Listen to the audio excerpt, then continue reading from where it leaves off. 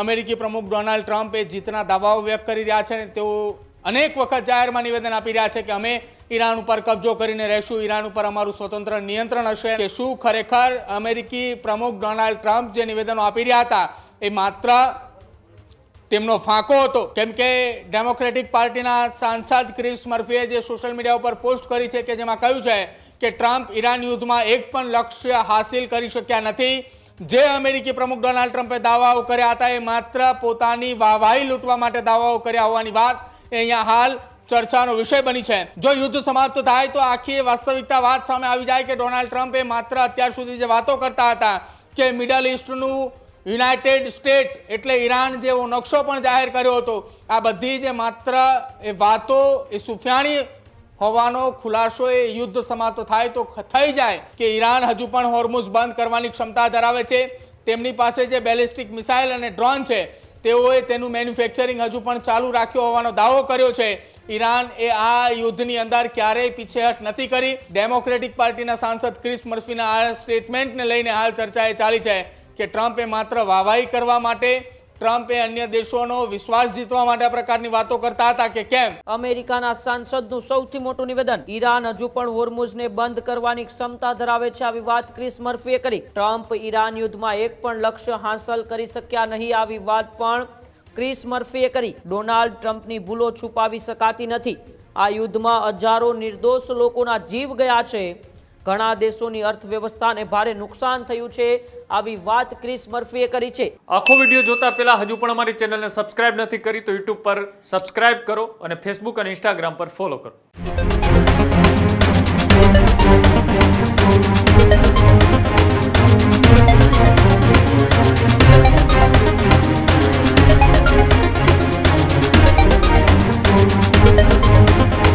Iran, America અને ઇઝરાયલના યુદ્ધ વચ્ચે અમેરિકાના સાંસદનું એક મોટું નિવેદન સામે આવ્યું છે.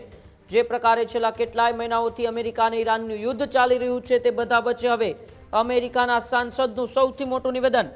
અમેરિકી પ્રમુખ ટ્રમ્પ સામે ડેમોક્રેટ સાંસદ ક્રિસ મર્ફીનું નિવેદન, ઈરાન હજુ પણ હોર્મુઝને બંધ કરવાની ક્ષમતા ધરાવે છે, આવી વાત ક્રિસ મર્ફીએ કરી. ઈરાનની નવી સરકાર હવે પહેલા કરતાં વધુ મજબૂત છે. ટ્રમ્પ ઈરાન યુદ્ધમાં એક પણ લક્ષ્ય હાંસલ કરી શક્યા નહીં, આવી વાત પણ ક્રિસ મર્ફીએ કરી. અમેરિકા ઈરાન વચ્ચે યુદ્ધ સમાપ્ત થાય તો તે સારી વાત હશે. ડોનાલ્ડ ટ્રમ્પની ભૂલો છુપાવી શકાતી નથી.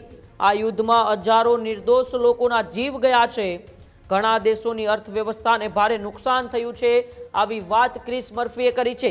જે પ્રકારે છેલ્લા કેટલાય મહિનાઓથી વિશ્વની અંદર તણાવભરી પરિસ્થિતિ છે અને તણાવભરી પરિસ્થિતિ પાછળનું મુખ્ય કોઈ ચહેરો હોય તો એ અમેરિકાના પ્રમુખ ડોનાલ્ડ ટ્રમ્પ છે અને હવે તે વાતનો સ્વીકાર છે તે તેમના જ દેશના સાંસદે કર્યો છે.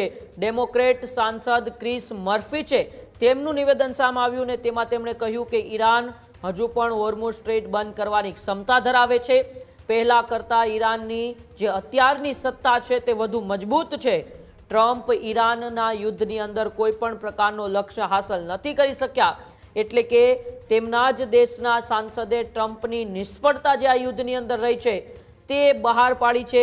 અમેરિકા ઈરાન યુદ્ધ સમાપ્ત થાય તો તે સારી વાત હશે, કારણ કે ડોનાલ્ડ ટ્રમ્પની જે ભૂલો છે એ ભૂલો છુપાવી શકાય તેવી નથી. હજારો નિર્દોષ લોકોના જીવ એ આ યુદ્ધની અંદર ગયા છે, ઘણા દેશોની અર્થવ્યવસ્થાને પણ ભારે એ નુકસાન પહોંચ્યું છે, આવી વાત એ ક્રિસ મર્ફીએ કરી છે. ત્યારે ન્યૂઝરૂમથી પ્રદીપ મારી સાથે જોડાયેલા છે. પ્રદીપ, જે રીતે સમગ્ર વિશ્વની તણાવભરી પરિસ્થિતિ પાછળ એક વ્યક્તિ ડોનાલ્ડ ટ્રમ્પ છે અને હવે એ ડોનાલ્ડ ટ્રમ્પની નિષ્ફળતા તેમના જ દેશના તેમના સાથી સાંસદ એ સ્વીકારી છે, તેમણે વાત પણ કરી છે. બિલકુલ ઉમંગ, બે દેશોની વચ્ચે યુદ્ધની સ્થિતિ, ઇઝરાયલ અને ઈરાન વચ્ચે તણાવભરી સ્થિતિ હતી. બંને દેશો વચ્ચે યુદ્ધ શરૂ થઈ ચૂક્યું હતું અને તેની વચ્ચે અમેરિકાએ ઇઝરાયલના સમર્થનની અંદર આવે છે અને ઈરાન પર હુમલા કરવાની શરૂઆત કરે છે. શરૂઆતના તબક્કાથી એટલે કે જ્યારથી આ યુદ્ધ શરૂ થયું, બરોબર આજથી 3 મહિના પહેલાથી જ્યારે યુદ્ધ શરૂઆત થયું ત્યારથી જ અમેરિકી પ્રમુખ ડોનાલ્ડ ટ્રમ્પ એ જીતના દાવાઓ વ્યક્ત કરી રહ્યા છે અને તેઓ અનેક વખત જાહેરમાં નિવેદન આપી રહ્યા છે કે અમે ઈરાન ઉપર કબજો કરીને રહેશું, ઈરાન ઉપર અમારું સ્વતંત્ર નિયંત્રણ હશે. અને આ તમામની વચ્ચે હવે ડેમોક્રેટિક સાંસદ અમેરિકાના કે જેઓ હાલ ક્રિસ મર્ફી છે તેમણે એક નિવેદન આપ્યું છે અને સોશિયલ મીડિયા ઉપર એક ટ્વીટ કર્યું છે અને જેના કારણે હવે ચર્ચાનો વિષય બન્યો છે કે શું ખરેખર અમેરિકી પ્રમુખ ડોનાલ્ડ ટ્રમ્પ જે નિવેદનો આપી રહ્યા હતા એ માત્ર તેમનો ફાંકો હતો? શું એ માત્ર પોતાનો દબદબો જાળવવા માટે આ પ્રકારનું નિવેદન આપતા હતા?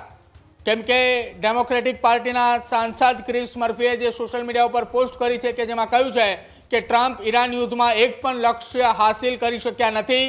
જે અમેરિકી પ્રમુખ ડોનાલ્ડ ટ્રમ્પે દાવાઓ કર્યા હતા એ માત્ર પોતાની વાહવાહી લૂંટવા માટે દાવાઓ કર્યા હોવાની વાત એ અહીંયા હાલ ચર્ચાનો વિષય બની છે. સાથે તેમણે એમ પણ કહ્યું છે કે યુદ્ધ સમાપ્ત થાય તો સારી વાત છે, તેનાથી ડોનાલ્ડ ટ્રમ્પ એ ભૂલો છુપાવી શકતા નથી. જો યુદ્ધ સમાપ્ત થાય તો આખી વાસ્તવિકતા વાત સામે આવી જાય કે ડોનાલ્ડ ટ્રમ્પે માત્ર અત્યાર સુધી જે વાતો કરતા હતા કે મિડલ ઈસ્ટનું યુનાઇટેડ સ્ટેટ એટલે ઈરાન જેવો નકશો પણ જાહેર કર્યો હતો, આ બધી જે માત્ર એ વાતો એ સુફિયાણી હોવાનો ખુલાસો એ યુદ્ધ સમાપ્ત થાય તો થઈ જાય તેવી શક્યતાઓ અત્યારે ડેમોક્રેટિક પાર્ટીના સાંસદ ક્રિસ મર્ફીએ જણાવી છે. તેમણે પોસ્ટ કરતા એ પણ લખ્યું છે કે આ યુદ્ધમાં માત્ર ને માત્ર જો કંઈ ગુમાવવાનો વારો આવ્યો છે તો એ કેટલા એવા હજારોની સંખ્યામાં એવા લોકો નિર્દોષ છે કે જેમને પોતાનો જીવ ગુમાવ્યો, જેમના પરિવારના એ સભ્યોએ કોઈ વ્યક્તિએ ગુમાવ્યા. અર્થવ્યવસ્થાને ભારે નુકસાન અનેક દેશોને થઈ ચૂક્યું હોવાનો પણ દાવો ક્રિસ મર્ફીએ કર્યો છે. અને આ દાવાઓની સાથે તેમણે પોસ્ટ કરતા એમ પણ લખ્યું છે કે ઈરાન હજુ પણ હોર્મુઝ બંધ કરવાની ક્ષમતા ધરાવે છે. તેમની પાસે જે બેલિસ્ટિક મિસાઇલ અને ડ્રોન છે તેઓએ તેનું મેન્યુફેક્ચરિંગ હજુ પણ ચાલુ રાખ્યો હોવાનો દાવો કર્યો છે. ઈરાન એ આ યુદ્ધની અંદર ક્યારેય પીછેહટ નથી કરી અને સાથે જ ઈરાનની નવી સરકાર પહેલા કરતાં વધુ મજબૂત બની છે અને સાથે જ તેમણે દાવો કર્યો છે કે આત્મવિશ્વાસથી ભરેલી તે સરકાર છે કે જેના કારણે અમેરિકાએ પોતાની પૂરી તાકાત લગાવશે, પરંતુ ઈરાને ક્યારેય હાર નહીં મારે, ઈરાને ક્યારેય પીછેહટ ન કરે તેવો દાવો અમેરિકી ડેમોક્રેટિક પાર્ટીના સાંસદ ક્રિસ મર્ફીએ કર્યો છે કે જેના કારણે હાલ ચર્ચા આખી દુનિયાની અંદર ચાલી રહી છે કે જે દાવાઓ ડોનાલ્ડ ટ્રમ્પ કરી રહ્યા છે કે મિડલ ઈસ્ટની અંદર ચાલી રહેલા યુદ્ધની અંદર ઈરાન ઉપર તેમનો દબદબો છે અને એ દબદબાની ચર્ચાઓ અને વાતોની વચ્ચે ડેમોક્રેટિક પાર્ટીના સાંસદ ક્રિસ મર્ફીના આ સ્ટેટમેન્ટને લઈને હાલ ચર્ચા એ ચાલી છે કે ટ્રમ્પે માત્ર વાહવાહી કરવા માટે, ટ્રમ્પે અન્ય દેશોનો વિશ્વાસ જીતવા માટે આ પ્રકારની વાતો કરતા હતા કે કેમ, એ ચર્ચા ફરી એકવાર શરૂ થઈ છે. ઉમાંગ જી બિલકુલ, આભાર પ્રદીપ સમગ્ર માહિતી સાથે અમારી સાથે જોડવા બદલ. તો જે પ્રકારે અત્યારે એ ડોનાલ્ડ ટ્રમ્પની જે મહત્વકાંક્ષા છે એ મહત્વકાંક્ષાની જે નિષ્ફળતા છે, નિષ્ફળતા સ્પષ્ટપણે દેખાઈ રહી છે, કારણ કે તેમના જ દેશના સાથી સાંસદ ડેમોક્રેટિક પાર્ટીના જે છે ક્રિસ મર્ફી તેમણે ખુલાસો કર્યો છે કે આ યુદ્ધની અંદર જે લક્ષ્ય હતો ડોનાલ્ડ ટ્રમ્પનો તેઓ તે હાંસલ નથી કરી શક્યા.